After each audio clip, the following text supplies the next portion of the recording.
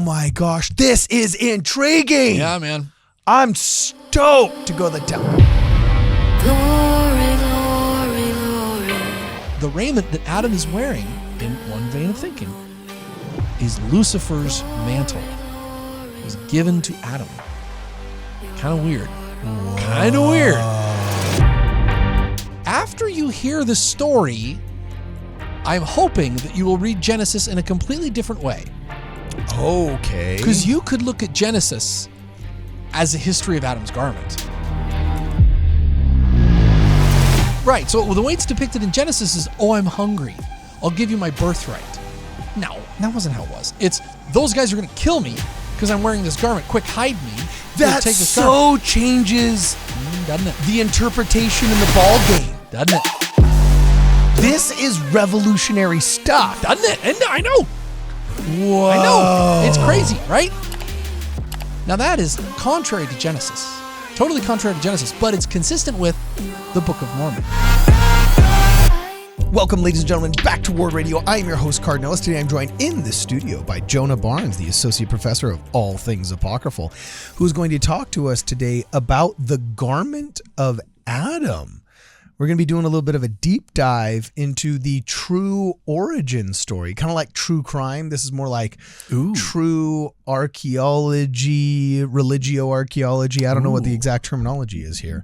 But you're going to tell us the real history, the forgotten history, the deep dive truth of the garment of Adam. Am I correct? You are correct. Yes, we're going to get into it. Let's hit it. Going to get into it. So this is a big topic. I mean, you could write a whole book on this stuff, but luckily somebody already did. Stephen D. Hicks. Oh, okay. Stephen D. Hicks, Rick, excuse me. I'm sorry, Stephen. Stephen D. Ricks wrote a wonderful essay, The Garment of Adam in Jewish, Muslim, and Christian Tradition, which pieces together a lot of the lore and apocryphal writings about the garment of Adam. So, I'm looking this up right now. It looks like it is indeed in the BYU Scholarship Archive. And there's a whole giant PDF here by Stephen D. Ricks. You're right. The Garment of Adam in Jewish, Muslim, and Christian Tradition. It's a great essay. It's a great essay. All right. And he goes through a lot of Apocrypha. Now, the reason my wife is always like, why are, some of these sources, she's always like, why would you quote that source? So, the Muslims believe in Adam. They believe in Noah. They believe in Abraham, right? They believe in a lot of that Old Testament. So sweet. So they have a voice. They have a thing to say about it. They have their own kind of line of tradition that they roll. So consulting them, I think, is very wise. And Hugh Nibley did a lot as well. Interesting. Okay. So okay. The garment of Adam is barely spoken of in the traditional Old Testament, barely mentioned at all. Okay. Now the reasons for that are something that we might need to ponder a little bit. Like, why do they not want us to know about this? Why did the Southern Kingdom not like it, but the Northern Kingdom did? Yes, right. Like, why were they so? But that's maybe a discussion for another day. But the garment of Adam is all over the Apocrypha. Okay, and this garment had a very long history. In fact, after you hear the story, I'm hoping that you will read Genesis in a completely different way. Okay. Because you could look at Genesis as a history of Adam's garment. And that would explain basically the whole story. Oh, yeah. Basically the whole thing would be the story of Adam's garment. So we're going to begin in the garden. Okay. Okay. Let's do it. What happens is Adam listens to his wife. Terrible idea. Okay. Terrible idea. No, I'm just kidding. I'm joking. I'm just kidding. Honey, I love you so much. That's funny. No, Adam and Eve wisely partake of the fruit and they fall. And when they fall, tradition holds, rabbinic tradition, that they had some kind of a garment of light on them. And when they fell, it was stripped from them. So they weren't naked walking around in the garden like all the art depicts, but that they had some kind of a garment of light on them. Now, if is garment of light symbolic or whatever, I think that they're I think the veils and the divisions between veils is essentially light. Like when you walk into a room and it's really bright for a second, you're blind. It's like a blanket of light. Yeah. Or if you walk from a really bright place into a really dark place, you're also blind. Well, see, I'm a pirate that walks around with the eye patch, so I have one eye that's adjusted to the darkness and one eye that's adjusted to the light. So yeah, that doesn't matter for me. Wow, but pirate life hack. Hashtag pirate life did you hack. know that's actually why they developed the patch? Oh, so they go below deck. Yeah, no joke. It was so that when the raiders were going below deck, they had one eye that was prepared and they would lift up the patch and then they could see in the dark. Get out. Yeah, it was to prepare the one eye for when they went below deck. What? So they could fight. Yeah, totally. It's the eye patch was actually not used to protect a damaged eye. It was used to just start your night vision going. Come on. Yeah, seriously. Yeah, you didn't know that? That's amazing. What a fantastic factoid. Yeah. That's a dad fact right there. I'm going to whip that out of the dinner table one day. My kids are going to be like, how do you know that stuff? That's a fantastic dad fact. By the way, I'm totally in real time just checking myself right now. But pirate eye patch for seeing in the dark. Okay. And let's just see what the very first thing that comes up. Yeah.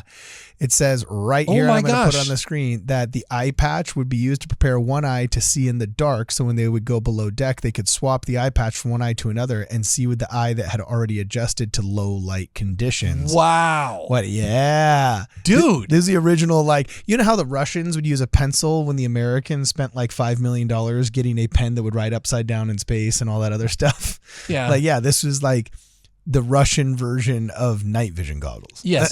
Yeah. So that's an awesome factoid. That's an awesome factoid. Another awesome factoid is that actually Russians used pencils in space and graphite caused fires, which is why the Americans took up a pen that could write in space, because graphite would cause fires. Russians don't want you to know that story. They want to sound really innovative and resourceful, but it's not true. Okay. But that's a cool fact about the pirate eye. That's really cool. Okay, so all right, so they're in the garden. They get stripped of this garment of light. Okay. Yeah. Now, then God is going to come into the garden. Okay. But when he does, Adam and Eve are going to be burnt to a crisp, because you can't withstand the perfection and the glory of God when you are fallen. And so God sends his word forth to make them a garment so that they will be able to withstand the glory of God. Despite their imperfection, they'll be able to stand in the presence of perfection. Okay? So the first little blurb that we have at the very, very top of the Discord, a big long guy. Okay. This is from the Egyptian Life of Adam and Eve, an apocryphal record. Talking about this, it says God is saying, okay, so let's get palm thorns. They get thorns from a palm tree. They get skins and all these things.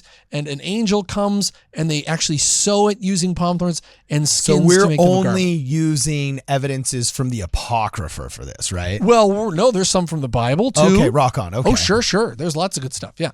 Okay. So they sew it. It says, then the angel began before them to work out the skins after the manner of one who prepares a shirt. So he sits there in the garden and sews this thing together. Okay. And sews the thorns, using thorns. And this makes is the from skins. what apocryphal book again? This is from the Egyptian Life of Adam and Eve, the first Egyptian Life of Adam and Eve. Excellent. And it's actually, for people who are curious, this is chapter 52. Okay, excellent. Okay, so that's kind of the first thing. So the idea is the garment originates in paradise. It is a perfect thing that is a vestige of exaltation.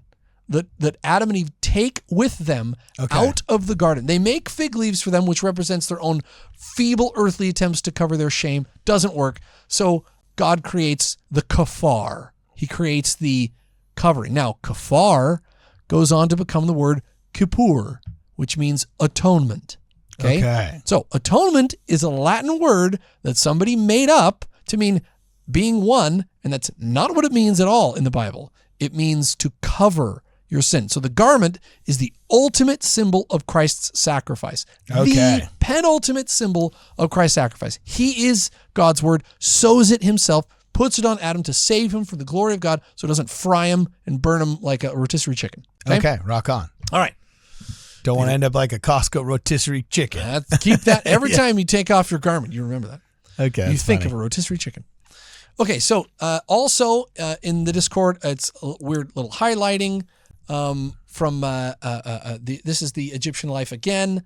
This is saying, he made for them coats of skins and clothed them and sent them forth from the Garden of Eden. Okay, so this is it. So now they've taken the only thing on the planet Earth that comes from celestiality, that comes from exalted paradisiacal state, is Adam's garment and Eve's garment. Okay, so this is a big deal. Now, why didn't these books make it into the canon? Oh, well, that's a very good question. Was there any specific argument in the Council of Trent or of Nicaea or any of these, ecumenical councils, supposedly ecumenical councils that were done when the arguments against what is orthodoxy and unorthodoxy, what is canon and what is non-canonical, was there any specific reason, any steelman that we could give as to why this version of the origin story in the garment didn't make it in? Because this was also discovered long after Joseph Smith had the first vision, correct? Oh, yes. No, Joseph Smith would have never known any of this. Think about that. We restored the garment of the holy priesthood, which runs through all these ancient documents. These guys had no idea. It's amazing. It's amazing that we have this restored truth. If you want to know why it's restored, why it's been removed, we might be able to talk about that kind of at the end. Okay, awesome. Anyway, so goes forth from the garden. Okay, what happens? Adam passes it to his eldest son, who is Cain. Yeah, Cain. He gives it to Cain. Okay, so Cain inherits this garment from Adam, but or at least he should inherit it from his father. But Cain totally sins and goes super bad, and at least now Adam's alive for all of this. Okay, so it doesn't go to him. So when Adam finally dies, he dies after 960 years or so, and the next dude in line should be Seth. But at that time, Noah's father is already alive. So there's a lot of these patriarchs all alive at the same time, okay? Yeah, Methuselah. Yeah. So Adam goes to die, and he gets there's a revelation, there's a scripture, and it's in a book of Jasher. I think it's the book of book of Jubilees. Okay. Book of Jasher, book of One Jubilees. of the J's. Dang it. One of those. And it says the Michael the archangel comes down and he says, you're going to take Adam's body on the ark with you, Noah. You're going to take his body on the ark and you're going to bury it in the place that you land. So it says right here, you are where Adam left the garden. You're in Adam-on-Diamond. You're going to take his body onto the ark, and where you land is going to be where the Messiah will come from. He's not coming from here. This will be the place of the New Jerusalem. That will be the place of the Salem or whatever, right? So right there it's crazy that Joseph Smith got that right, because he said, we are the new world, Adam-on-Diamond, and the old world is where the law will go forth and the word of God will come forth, right? So anyways, he got that right. Wow, okay. So he says, you're going to bury Adam there, and he's wearing the garment. So what does Noah inherit? He inherits the garment of Adam, okay? And he takes him on the ark. And this is all from the Egyptian life of Adam. Well, there's a number of things. There's Egyptian life of Adam and Eve. There's the book of Jubilees, chapter 3, book of Jubilees, chapter 7, and the chapters 51 and 52 of the Egyptian life of Adam and Eve. Okay, awesome. Okay, so now that garment, what is this garment? So the traditions and legends disagree about this. Some of them say that Jesus Christ had to sacrifice an animal. The word of God had to kill an immortal, perfected animal in paradise in order to provide skins. Oh, yeah, because that was created before death was introduced into the world. Death was introduced to the world. So that's one but thing. death would have been introduced in the killing of the animal to make the garment, right? This is one vein. Okay. Sure. Now, there's another vein that says there is an animal that gets rid of its skin without dying. And you know what that animal is? No, it's a serpent. They shed their skin. Oh. Yeah. And there's great symbology both for and against the serpent. Because Jesus Christ was a serpent in the Old Testament too. Mm-hmm. Like, oh, that is interesting. So this vein of thinking says when Lucifer wanted to impersonate something to talk to Eve, he took the skin of a serpent. That's why it says he took the serpent, or he possessed the serpent. Dave Butler spoke about this. Mm-hmm. He took the that skin is of the interesting. serpent. Because the serpent sheds its skin. And so Lucifer was impersonating a serpent. So sometimes he's depicted as a serpent. Okay. And then when Jehovah made them the coat of skins, he used the skin that was the skin of the serpent. Now, the skin of the serpent represents immortality. And so when God says, I'm going to strip you of your vestment and your legs, and you're going to go on your belly and eat dust, right? So the vestment of Lucifer was immortal. He was an immortal, an angel, chief of the angels. And he lost that raiment. So that the raiment that Adam is wearing, in one vein of thinking, is Lucifer's mantle, was given to Adam. Kind of weird. Kind of weird. Now then, all throughout the Egyptian life of Adam and Eve, and many of these apocryphal life of Adam and Eve stories, they talk about how jealous Satan is of Adam, how he hates Adam bitterly. He doesn't hate Jehovah. He doesn't hate God. He hates Adam. Because Adam stole his place. He stole Satan's glory, his vestment, his honor, his place as one of God's highest creations. And so his bitterness isn't directed towards Jehovah or God. It's directed at Adam. That's the one he just seethes where he hates. And that's, across the divine investiture of St. Michael, Discourse on Abaton, you look at all the life of Adam and Eve literature, they all agree that's the person that Satan hated was Adam. Anyways, because he stole his vestment. He didn't steal it. It was part of the fulfillment of like a curse from God for having tempted them, right? He didn't steal it. I'm sorry. So his mantle was, you think, an actual physical serpent skin. It's one vein of thinking. That God basically took off him and gave to Adam. Gave to Adam, and Satan said, whoa, hang on. I'm before Adam. You should be worshiping me. I'm not going to worship. Kind of like Laman and Lemuel said, wait, hold on a second. We're the eldest brothers here. It is kind of like that, isn't it? Oh, wow. Kind of like that. There's actually from the divine investiture of St. just Michael. like Nephi should be read as Nephi the Radical, according to Don Bradley, and that the opening chapters of the Book of Mormon literally turn almost every single social norm of 6th century BC Jerusalem on its head. There's a huge social norm that's violated there with Adam getting the mantle of Satan. Wow. Now, in the divine investiture of St. Michael, this is what Satan uses, Lucifer uses, to convince people to follow him, is that he says, I was created before Adam. He should be bowing to me. And all these angels go, yeah, that's a good point. And that's how he rallies these angels against Adam, because God says to everybody, come and worship my image. This is throughout many different apocryphal works. Come worship my image.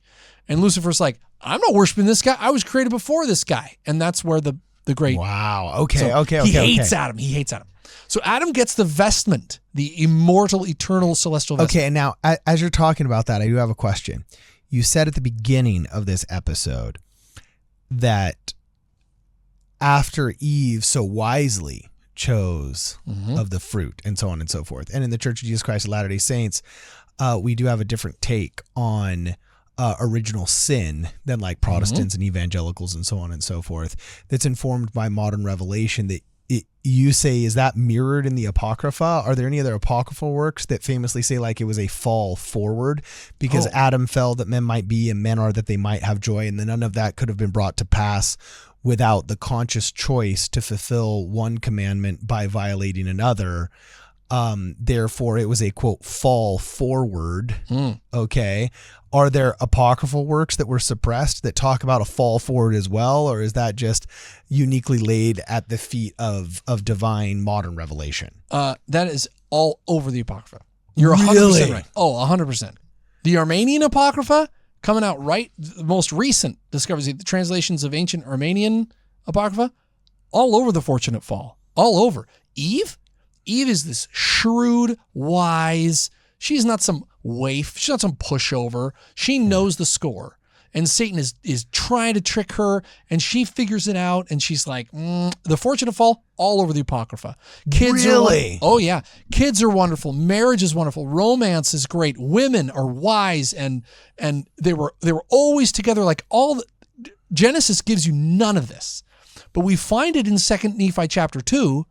Wow. Okay. Because Lehi had the Apocrypha, and that's on anyways. But that's a bigger discussion and a book that might be coming out. Okay. Anyway, Cool. So Adam leaves with this vestment. Okay, I love this stuff. Yeah. He gives it to Noah, and Noah who takes it, right? Now, if you remember that weird story from Genesis, do you remember this weird story from Genesis about Noah getting drunk? Anybody remember like this? all this, there's this epic, awesome story about how the world was flooded, the righteous survived, two of every animal there. Noah's crushing it. We can hear the screams of everybody on the outside, which, by the way, people, like the Christian right in America completely dogged on the Noah movie with Russell Crowe.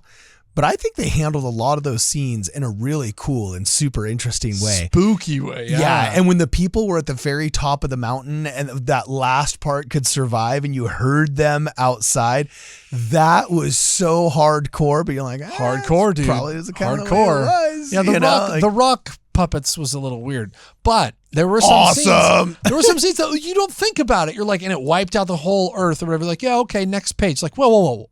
What did I just read? Yeah. I mean, what would that have been like? Well, and I liked hardcore. how they had the water come up from the firmament. And like the creator. Like that was pretty dang cool. I loved the rock monsters. I'm sorry. I thought the rock monster fallen angels were super sick. Now, one part that they got wrong, which I love this part of the Noah story, is the book of Jubilees, is that it says that when Noah got on the ark and took all the righteous 8 people onto the ark and the body of Adam along with his garment and all that fun stuff, is that he couldn't shut the door. Because the door had to be closed from the outside. And so Jehovah himself descended and pushed the door closed. I love that story. Really? That's in the book of Jubilees. It's the book of Jubilees. I love that story. I think it's so cool. Oh. The Jehovah himself comes down and has to go and push the door closed. That anthropomorphic corporeal God. I love that stuff. That's wow. Just so okay, awesome. It reminds me of the brother of Jared, right? He sees the finger and all that stuff. Anyways, it's so cool. But we are going to talk about Maybe we can do this in a following episode about now that the garment has made it to Noah, okay, it's survived through that craziness, okay, now the flood, now where does it go? Right, so Noah lands, huge celebration. Well, the first thing he does, it says in the book of Jubilees, is he plants a vineyard, okay, and as soon as he gets wine from the vineyard, he has a big celebration because the earth is cleansed and they didn't drown. And so he has a big celebration, okay? Cool. Now, he's also celebrating because the Lord has told him that garment that was on Adam, whose body he took on the ark, now is going to be Noah's. Noah's psyched, okay? So he takes out some of that wine.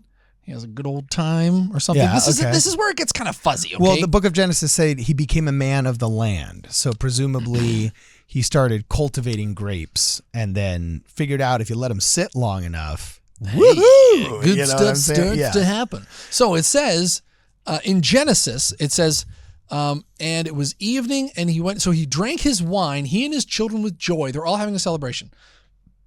Genesis says it was evening and he went into his tent and being drunken, he lay down and slept and was uncovered in his tent as he slept. Okay. Okay. And you're going, okay. And Ham saw Noah, his father, naked and went forth and told his 2 brethren without. And Shem took his garment and arose, he and Japheth, and they placed the garment on their shoulders and went backward and covered the shame of their father, and their faces were backward and yada. And you're going, yeah, it is an odd story that just sticks out. It's a weird story, huh? Well, the and why Apocrypha, document it? Yeah, it's weird. The Apocrypha clarify this a little bit. So Okay. Noah was wearing the garment of Adam, okay? But when he has the celebration with wine and all this stuff, he takes it off because the garment was worn when you do like priestly things. And there's records of this in the Stephen D. Ricks that talks about this. It was worn when they were at the altar, when they were doing these things, they'd put on Adam's garment. And in the Noah movie with Russell Crowe, I thought it was cool that they did make it a serpent skin. Yeah, cool. Did you notice that? Weird. Yeah, that was pretty wild. Cool, yeah. Okay. Okay, so he takes it off for the party. Ham, and he's drunk. And so Ham sneaks in and steals the garment of the holy priesthood. He steals Adam's garment, the vestige of Lucifer, the celestial garb. Okay, he steals it.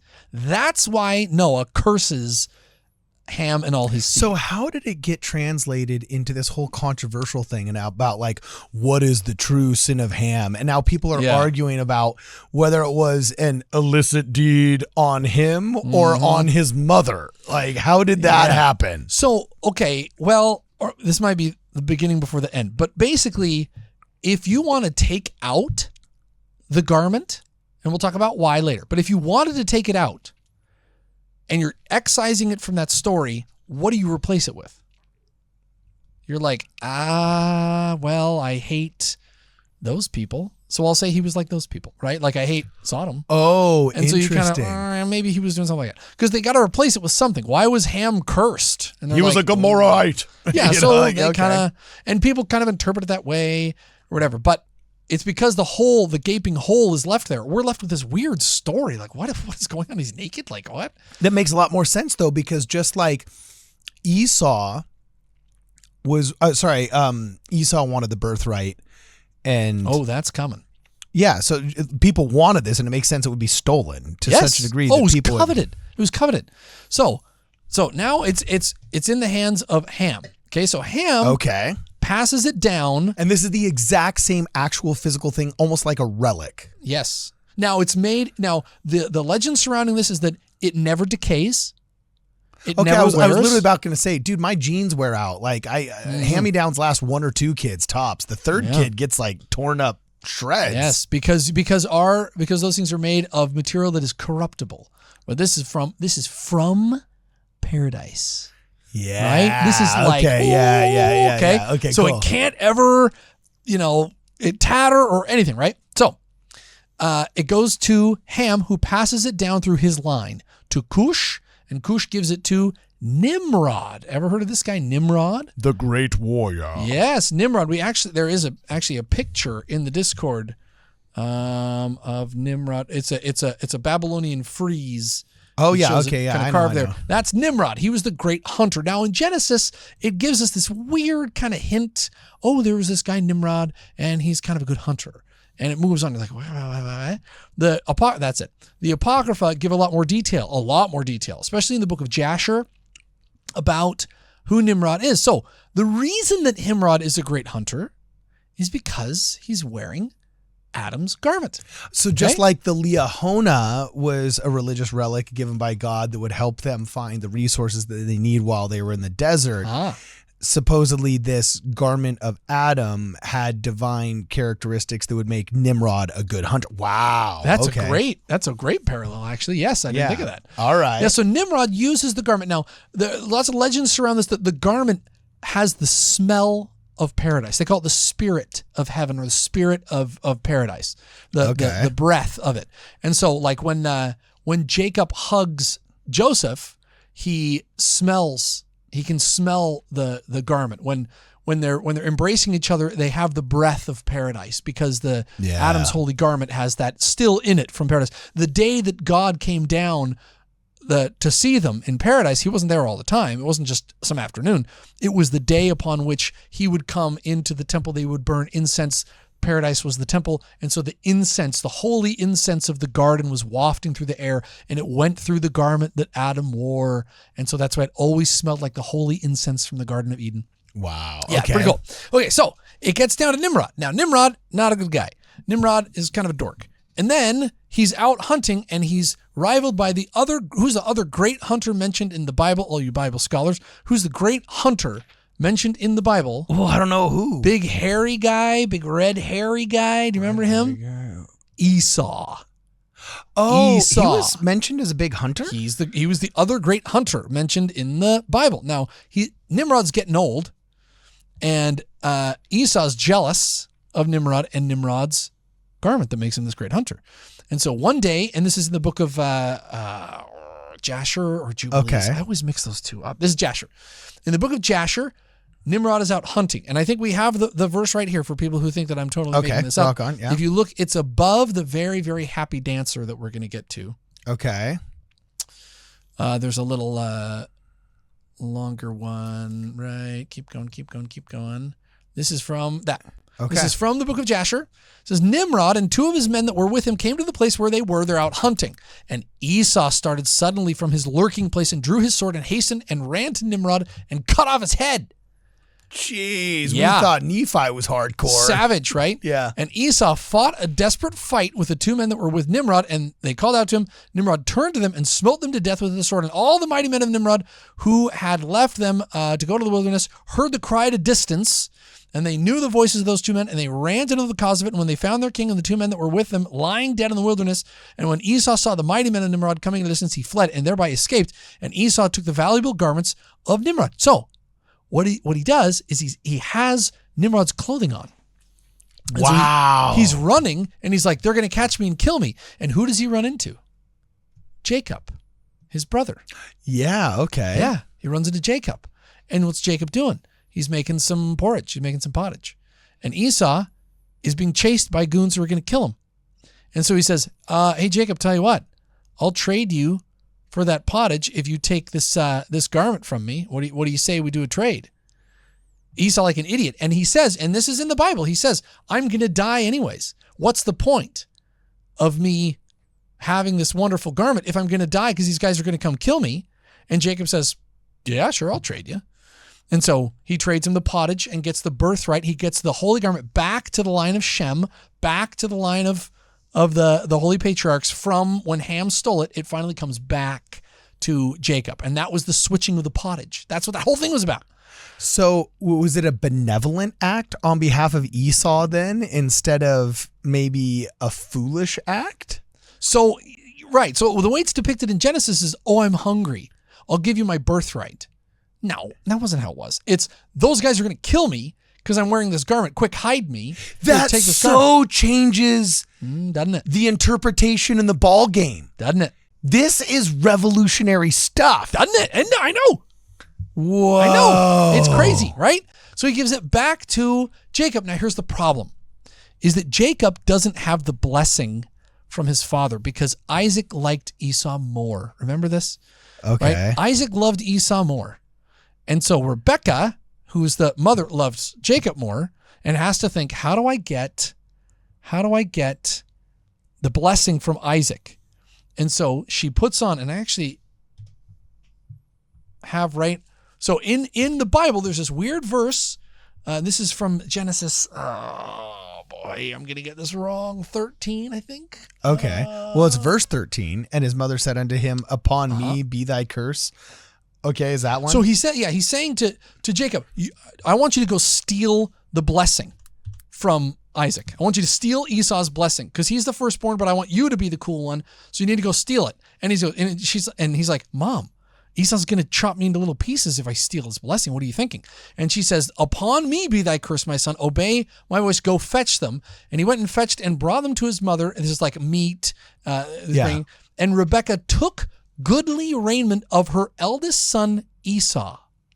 She took the garment of Esau, which were with her in the house, and put them on Jacob, her younger son. Puts the garment of Esau on Jacob, her son, put the skins of goats upon it, and then goes to see Isaac.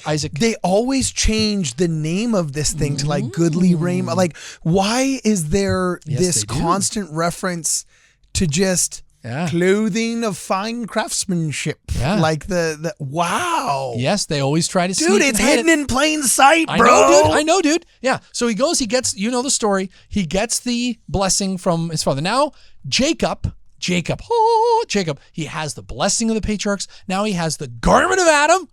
He's like the convergence. Okay. Jacob has it all. All right. Then the next part of the story is, you are familiar with this one. Jacob has some sons. Okay, yeah. And one of those sons is Joseph, and he's super, super cool. And so he gives him a coat of many colors. Yeah. Right? Now, we've talked about this on this program. It wasn't a coat of many colors. It wasn't like there's a picture in the Discord of what it definitely was not. Okay? Okay, yeah. Because of bad translation. Are we going to get Jesus Christ Superstar here or what? Well, you'll see. It's pretty good. This is what we've come to. This is the holy garment of Adam. Okay? And we've screwed it up through bad translations to be this dude, all right? It is not that. It is the holy garment of Adam, okay? Gives it to Joseph. You know the story. Now, here's the last thing that we're going to talk about because this is super cool, okay? Okay. The story is that Joseph, he's sold into slavery. His brothers want to trick his dad into thinking Joseph's dead. Okay, so what do? They take the coat of many colors. They take Adam's garment off of Joseph. They dip it in blood, right? And they take it back to Jacob. And they say, Joseph was eaten by a wild beast. Okay? That's the story that they give to their father. And Jacob weeps, and it's so horrible, and he gets sold, and he thinks his son is dead. Okay? Not so, according to the Book of Mormon. The Book of Mormon in Alma 46. Okay. Alma 46, verse 23. Okay. The Book of Mormon, which is drawing not from Genesis, but from the brass plates, has a different version of Genesis. Okay? And in Alma 46, chapter 23, it says, let's see, it says, let us remember the words of Jacob before, there it is. Let us remember the words of Jacob before his death. For behold, he saw that a part of the remnant of the coat of Joseph was preserved and had not decayed. And he said, even as this remnant of garment of my son hath been preserved, so shall a remnant of the seed of my son be preserved by the hand of God, and be taken up unto himself, while the remainder of the seed of Joseph shall perish, even as the remnant of his garment. Wait, so there's no way Joseph Smith could have known this remnant theology, remnant. But did Joseph get it wrong, Cardin? Because the Bible says that it's gone. He says that Jacob bought it. He thought, yep, my son's dead. Woe is me. And they're over with. But this says that he had a piece of it, and he knew his son was still alive. So the Book of Mormon disagrees with Genesis, specifically about the garment of Joseph. Well, funny thing, enter player 3, okay? The Book of Jasher comes in, and so these are some Arabic traditions, and they have a different take on this. They say, according to, this is I believe an Arabic tradition, says when they present the garment to Jacob, that Jacob doesn't believe his sons. He says, oh, what a merciful wolf. He ate up my beloved son without tearing his shirt. Whoa. Nay. Okay. And so Jacob knows that they're lying. Jacob says, oh, really? So he always knew his son was still alive. Now that is contrary to Genesis. Totally contrary to Genesis, but it's consistent with the Book of Mormon. So this Arabic tradition agrees with the Book of Mormon, disagrees with Genesis. The other part is, if you remember, the Josephites come to Moroni and they say, we pledge, they take off their, you know what? We need to read it because it's just that good. Okay, cool. When Captain Moroni is giving his speech, he takes off his garment. He writes on the title of liberty. Yeah. You thought you loved the title of liberty before, conservatives? You're going to love it even more now. Oh, yeah. Okay. Because he says, let's see, it's in 40, let's see, where is it? Yeah, here's what a merciful wolf. He ate up my beloved son without tearing his shirt. Nay, but your own selves have made up a tale. So for me, patience is more fitting. What's that from? So that's what's the name of that Arabic? I have it. I have the source. I'd have to load it up. Okay. But, so if you remember from Alma 46, and I'm sure that you do because you have that chapter memorized. Yeah. The Moroni takes the title of liberty and he's like, we got to go kill those Lamanites. Yeah. And then in defense of our family and our freedoms and our children and our nation and our Ronald Reagan. You know. It's a chosen land, a land of liberty. The very next verse, the people respond back to Moroni. Okay. And they say, surely God shall not suffer that we who are despised because we have taken upon us the name of Christ shall be trodden down and destroyed. Okay. Wow. They're saying, and he rent part of his garment in the air. And they all say, if we fall into transgression, even as we have cast our garments at thy feet to be trodden underfoot, if we fall under transgression, but we are a remnant of the seed of Jacob and the remnant of the seed of Joseph, whose coat was rent by his brethren. Okay? So they're referencing this story. Yeah. But they're saying that his garment was trodden underfoot. Well, that's actually not in Genesis. They just say it dips it in blood. Funny thing, that is in the Apocrypha. Oh, get out of town. In the book of Jasher, says, and they hastened and took Joseph's coat and tore it. This is the brothers. And they killed a kid of goats and dipped it in a coat of blood. That's just like Genesis of the kid. And then they trampled it in the dust. Yeah. So the book of Jasher, so Book of Mormon disagrees with Genesis. disagrees. It says that they took it and they trampled it underfoot. It's that one. Yeah, right here. And Jasher says, I agree with the Book of Mormon, with the Josephites under Moroni, because they say they took the coat, the brothers, the same Genesis story, took the coat, dipped it in blood, and then trampled it in the dust. And so the Nephites know the story. And they say... So the Nephites in the Book of Mormon knew the story that didn't exist until it was discovered in the Dead Sea Scrolls. So before, like long after Joseph Smith's lifetime was over, Brigham Young's lifetime was over, archaeologists dig up this book of Jasher that explains why the Book of Mormon talked about a remnant of the garment of Adam being representative of the tribe of Joseph surviving. Yes. Wow. And even cooler is that the Nephites were the remnant of Joseph. That's what they were. They're the remnant of Joseph. And so they know this prophecy from the brass plates, not from Genesis, because they didn't have Genesis. They took this prophecy and they said, we are Joseph's remnant. So let us be trodden and trampled in the dust, just like his garment was, because they know the real story that Genesis omits. Wow. And so another, what people thought was just a silly mistake by that Joseph Smith, silly mistake, Joseph Smith got it wrong, didn't know his Genesis, actually turns out to be in agreement with these apocryphal texts that agree more with the Book of Mormon than they do with Genesis. Wow, that is crazy. Cool. Super cool stuff. Okay. So anyways, that's where the garment ends up. It ends up with Joseph. There's more about that. We could go on forever and ever and ever. Well, so where does it go after Joseph? So it's... Because Joseph, like, he had his remains carried with the ark, if I remember correctly. So he was ultimately buried back in Israel instead of in Egypt. Was the original garment of Adam carried with the Ark of the Covenant, is what you're saying now, or what? Well, if you want to go real crazy, who were the descendants of Joseph in the northern kingdom that were the righteous people? They evacuate from the northern kingdom in, I think, 2 Chronicles 17. They're called the northern strangers. They're the righteous remnant of Joseph. I've never heard of these guys. This is so cool. The northern strangers. Oh, but you have. That's like the swearing elders and Leonard Arrington in Salt Lake City. The northern strangers. I'm buying this URL right now. I am looking up northernstrangers.com and I'm forming a band. You know them because they take with them the sword of Joseph. They take the record of Joseph with them down to the southern kingdom. And later on, their descendants come. Okay. Lehi and Nephi. Okay. And what does Nephi do? He goes to get the sword of Laban and the record of Joseph, and he cuts off the head of Laban and puts on his garments and takes them with him to the New World.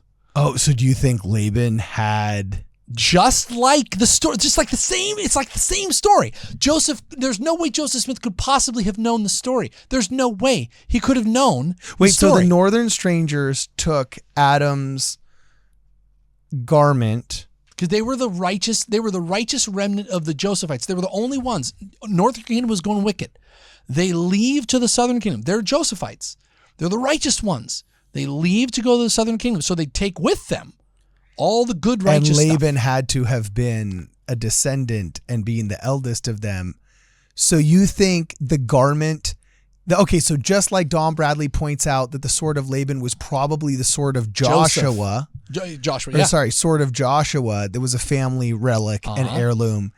You're saying that the family heirloom of the garment of Adam could have traveled down from the northern strangers into the southern kingdom, which ultimately ended up being the city of David, which is Jerusalem 600 BC, before King Uzziah was deposed by the Babylonians, and it's invaded in 589 BC, I believe it is. And that Nephi, he comments specifically that, this is a sword of fine craftsmanship. Yep. And then when he took off, there's only one reason to call it goodly raiment, just like Rebecca called it goodly raiment in the Bible, that she took off his clothes. And that would explain why he was recognized by the elders that held the brass plates. Yep. And it was a time of the feast, a religious feast going on. Get out of town. This is crazy. It's a religious feast going on. Laban is asking for the plates. He's wearing full battle garb and garments and all these holy things, right? And what does he do? Just like Esau, cuts off Nimrod's head and takes his garment Nephi cuts off Laban's head and takes the garment of Adam to the new world. You heard it here first, people. It's somewhere here in America. We're taking an expedition to Minnesota. We're going looking for the garment of Adam. Who's with me? Minnesota? What do they deserve? Wait, wasn't it Minnesota? Is that where we're at right now? No, Or Tennessee. Wait, where's the new Heartland model? I don't know what the model is. Yeah, exactly. But the garment of Adam's there, man. It's somewhere there. It's actually in New Orleans. But not New Orleans. You know? Yeah. Wow. There you go. That's how the garment of Adam made it to the new world. Oh There you my go, boys and girls. gosh. Either that or it's Mesoamerica or wherever people want to say it is now. There's one more step in this, you know. Baja Actually, we all California. know it's in a crate somewhere in a U.S. government storage facility with the Ark of the Covenant. You know what I'm saying? But, oh my gosh, this is intriguing. Yeah, man. I'm stoked to go to the temple. Now the last thing is, why would you want to get rid of it? Because the garment is a symbol of the corporeal nature of God. It's Jesus Christ and his sacrifice, the Messiah, which they did not like talk of, and the temple, which they did not like talk of. Okay, it is And who's the they? The Deuteronomists? Deuteronomists and the Josiah reformers who loved legalism. They wanted Deuteronomy to be the premier book. And so they took out all these references. They wanted to clean it and Yeah, whitewash didn't they it all. say that Deuteronomy was discovered by the scholars to the king Yeah, no. as the great book of the law, and the king like approved it? Yeah, no. And it's like, we haven't mentioned any kind of book of the law in the past. Yeah, no. But No, wow. they didn't have that. No. They had the assumption of Moses on the brass plates. They didn't take Deuteronomy with them. I love Mike Day. Mike Day, I love you. But they didn't have Deuteronomy, brother. We'll talk. Okay, that's interesting. All right, well, guys, I feel like I'm drinking from a fire hose, but I actually feel like I ingested a lot of that and I loved it. It was like this just high pressure milkshake. Oh, yeah. High pressure milkshake. An apocryphal high pressure milkshake. And I was Yeah. here for it. And I'm stoked. This is why I love my job. Anyway, let us know what you guys think in the comments below. And as always, for this and more, please check us out at WardRadio.com. Glory, glory, glory.